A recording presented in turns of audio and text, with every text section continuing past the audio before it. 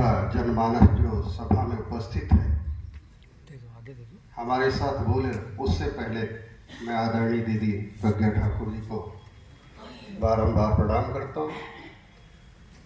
वैद्य जो इस कार्यक्रम के नींव हैं, शर्मा जी, उनको भी बारंबार प्रणाम करता हूँ, क्योंकि बाकी तो कार्यक्रमों का आयोजन अक्सर कर समाज में होता है, पर इस प्रकार के कार्यक्रम का आयोजन बहुत ही विरले लोग करा पाते हैं और ये कार्यक्रम निरंतरता से चलता रहे, ये उससे भी बड़ी चीज है।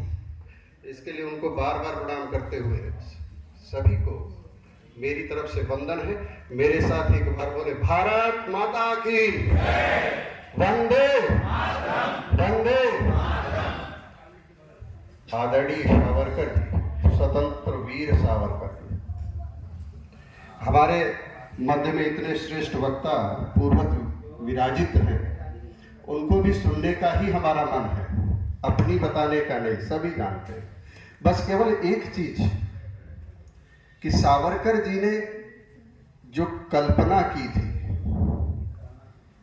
हम वर्ष भर जुड़े, आए, शामिल हुए, जैसे अभी डॉक्टर साहब ने कहा, मनोज जी ने, कि करते तो बहुत कुछ है, मानते हैं सावरकर को, मानते पर सावरकर की नहीं मानते।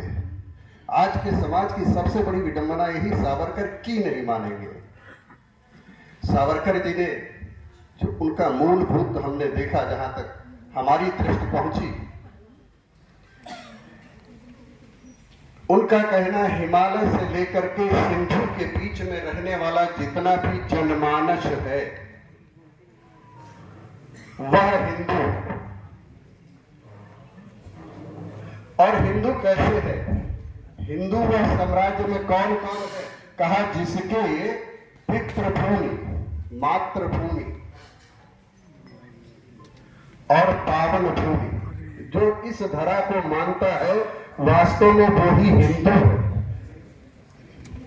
अब पुण्य भूमि, अब ये पूछिए, बहुत से ऐसे जो आजकल कहना नहीं चाहिए, मजहब की उन्माद में है, क्या भारत की भूमि के लिए पूर्ण है? पितृभूमि तो हो सकती है, पिता का यहाँ का है और उसके द्वारा उत्पन्न हुए हैं तो पितृभूमि है। माता यहाँ की है तो मातृभूमि हो सकती है, लेकिन पावन भूमि, पुण्य भूमि जो सावरकर जी ने कहा, वो किसकी हो सकती है? कुछ लोग तो काबा वाले जगह को ही अपनी पावन भूमि मानते हैं, सऊदी अरब को आज भी। यानी कि एक वर्ण, एक मजहब तो है, वो भारत को कभी पावन भूमि नहीं मानता, वो वंदे मातरम नहीं कह सकता। दूसरी भूमि, दूसरे लोग जो क्रिश्चियन मेजॉरिटी के लोग हैं, वो भी अपने यरूशलेम को अपनी पुण्य भूमि मानते हैं, भारत को नहीं मानते। ऐसे में सावरकर जी ने जो हिंदुत्व की परिकल्पना की थी, और हिंदुत्व की परिकल्पना ये की, पितृभूमि। भारत का राष्ट्रीय पर्व क्या है? अब सोचिए, हम अपने स्व के प्रति कितना जागृत है और कितना जान रहे हैं। और जब इतने तक नहीं है तो सावरकर जी को सिर्फ आकर के पुष्प चढ़ा करके चले गए मंडल ने, बहुत कम। तो इसलिए आज वंदे वंदे।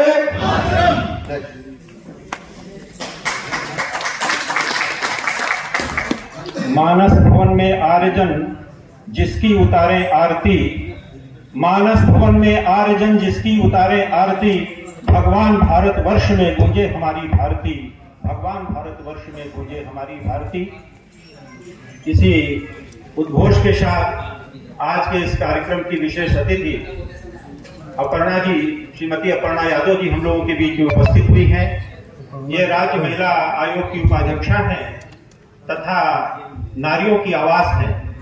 मैं चाहूंगा उषा जी से कि वो मंच पर आकर के उनका स्वागत और अभिनंदन करें।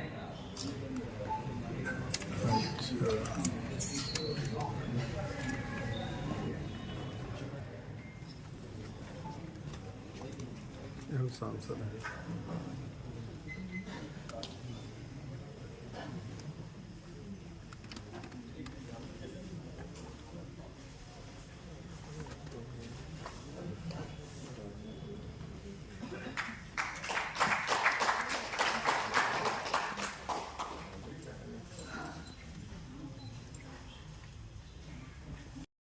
आज के वीर सावरकर जी के इस कार्यक्रम की मुख्य अतिथि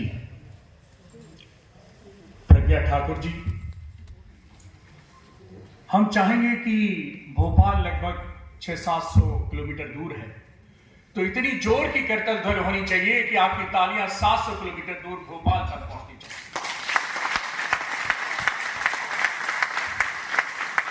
और इसी तरह अब आपकी हुंकार की इसी ऊंची आवाज में होनी चाहिए, भारत माता की जय, भारत माता की जय। दीदी को नमन।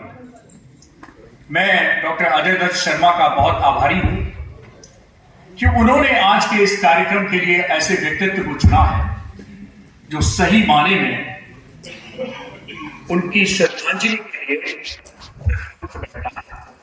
वो इसलिए कि गोरे अंग्रेज जब थे तो उन्होंने वीर सावरकर को फिजिकल टॉर्चर दिया, मेंटल टॉर्चर दिया, लेकिन साध्वी जी को इसके साथ साथ यानी फिजिकल टॉर्चर भी दिया, मेंटल टॉर्चर भी दिया, और एक साध्वी के लिए इससे बड़ी विडंबना क्या हो सकती है कि उनको स्पिरिचुअल टॉर्चर दिया।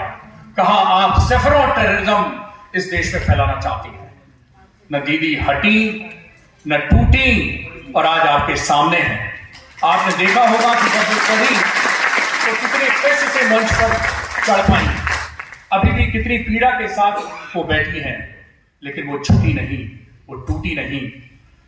और मैं कह सकता हूं कि सावरकर जी को तो जो प्रताड़नाएं दी वो गोरे अंग्रेजों ने दी, लेकिन देश की आजादी के बाद दीदी को जो प्रताड़ना मिली है वो काले अंग्रेजों ने दी है। भूलिएगा तो इन काले अंग्रेजों को दिमाग में बैठाए रखिए, कभी मत भूलिएगा उस पूरे प्रकरण को। मैं मंच पर हम सबके बड़े बुजुर्ग, मैं कह सकता हूं यहां बड़ा अच्छा मंच है। एक तो ये दीदी मैं बता दूं कि आप तो, मैं तो शरीर का चिकित्सक हूं, डॉक्टर हूं किंग जॉर्ज मेडिकल यूनिवर्सिटी में, आप समाज की चिकित्सक हैं। और ये हॉल हम लोगों ने चुना है, ये इंडियन मेडिकल एसोसिएशन का हॉल है, डॉक्टर्स जहां पर मीटिंग करते हैं। मंच पर देखिए 9 में से 5 डॉक्टर मौजूद हैं। आप देखिए तो आप ये मत सोचिएगा कि डॉक्टरों को सिर्फ नब्ज पकड़नी आती है, हम बीमारी की भी नब्ज पकड़ते हैं। हम समाज की में जो बीमारियां फैल रही हैं हम उनकी नब्ज पकड़ना भी जानते हैं। हमारे बीच में बड़े भाई डॉक्टर ठकराल साहब हैं, भारत सरकार ने जिनको अभी सीनियर मोस्ट हैं इस मंच पर पद्मश्री से सम्मानित करने का फैसला लिया है। हम सभी एक बार करतल ध्वनि से डॉक्टर ठकराल साहब का स्वागत करते हैं। हमारे बीच में आज इस कार्यक्रम की अध्यक्षता कर रहे और भारतीय रक्षा के प्रतिनिधि मेजर जनरल चतुर्वेदी अजय कुमार चतुर्वेदी जी मौजूद हैं। आप दूर से ही आप समझ सकते हैं कि ये मूंछें जो है वो मेजर जनरल की ही हो सकती हैं। सर तो अभी आपने देखा होगा लंदन जब मैं चला गया था इसकी पहचान ऐसी बनी थी। हमारे बीच में हमारे इंडियन मेडिकल एसोसिएशन के 2 वरिष्ठ सदस्य मौजूद हैं, डॉक्टर राकेश सिंह, जिनसे मैंने इंडियन मेडिकल एसोसिएशन में लीडरशिप एक तरह से सीखी। हमारी डॉक्टर चित्रा दार्जिलिंग छोड़िए, जाना है तो जाइए, कुछ दिन बिताइए अंडमान निकोबार में, कहीं मत जाइए, सिर्फ और सिर्फ अंडमान निकोबार में जाइए। और फिर आप देखिए उस सेलुलर जेल को, उस जेल की जैसा डॉक्टर साहब ने बताया 3री मंजिल 17 नंबर की वो जो बैरक, उसमें रहे 11 साल सावरकर जी, और कैसी कैसी यातनाएं आपको कल्पना भी नहीं कर सकते। उनके पैर की धोवन भी नहीं है इस देश में कुछ लोग, और उनके ऊपर उंगली उठाते हैं। शर्म है। आपको किसी की जरूरत नहीं, आपको राजनीति की भी जरूरत नहीं, आपको खुशी की जरूरत नहीं, आपको एक चुल्लू भर पानी की जरूरत है। आगे मैं कुछ नहीं कहूंगा। वीर सावरकर जी के लिए मेरा व्यक्तित्व, मैं तो चिकित्सक हूं, छोटा है। हम सभी दीदी से सुनेंगे। अपर्णा जी युवा हैं लेकिन इनके पास भी ज्ञान बहुत है, उनको सुनेंगे। आपने मुझे सुना, बहुत बहुत धन्यवाद। बहुत बहुत धन्यवाद, बहुत बहुत आभार डॉक्टर साहब।